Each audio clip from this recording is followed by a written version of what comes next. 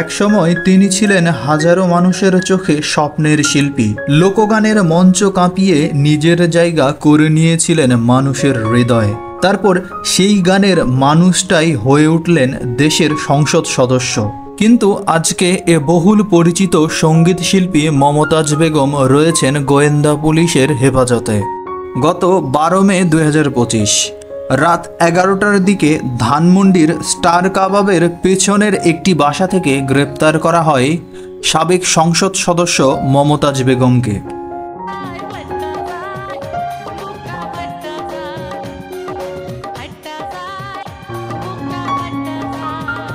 ঢাকা মহানগর গোয়েন্দা পুলিশের দাবি, তার বিরুদ্ধে রয়েছে একাধিক মামলা, যার মধ্যে একটি রয়েছে হত্যা মামলা। রানী রাসমণি, বুড়িগঙ্গা নদী বিচ্ছেদের মতো অসংখ্য জনপ্রিয় গানের শিল্পী এই মমতাজ বেগম। একসময় তাকে বলা হতো লোকসঙ্গীতের রানী। বাংলার প্রতিটি প্রান্তে গান পৌঁছে গিয়েছিল ভাঙা রেডিও থেকে শুরু করে বড় বড় মঞ্চে। দারিদ্র্য থেকে উঠে আসা এই নারী তার কণ্ঠ দিয়েই গড়েছিলেন এক অনন্য ইতিহাস। তবে 2014 সালে রাজনীতির মঞ্চে তার আনুষ্ঠানিক আবির্ভাব ঘটে। আওয়ামী লীগের মনোনয়ন নিয়ে তিনি মানিকগঞ্জ 2 আসন থেকে সংসদ সদস্য নির্বাচিত হন।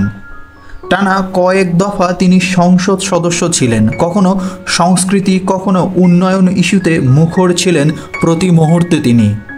তবে রাজনৈতিক অঙ্গনে তাকে কেউ খুব বেশি সক্রিয় মনে করতেন না। তবে জনপ্রিয়তা যেমন আশীর্বাদ হতে পারে, তেমনি হতে পারে অভিশাপও। গত কয়েক বছর ধরে বিভিন্ন অভিযোগের মুখে পড়েছিলেন মমতাজ বেগম।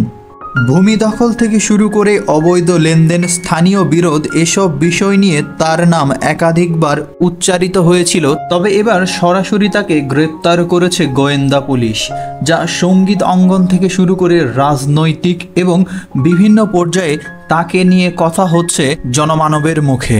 গ্রামের অতি সাধারণ এই মেয়ে বর্তমানে শত কোটি টাকার সম্পদের মালিক।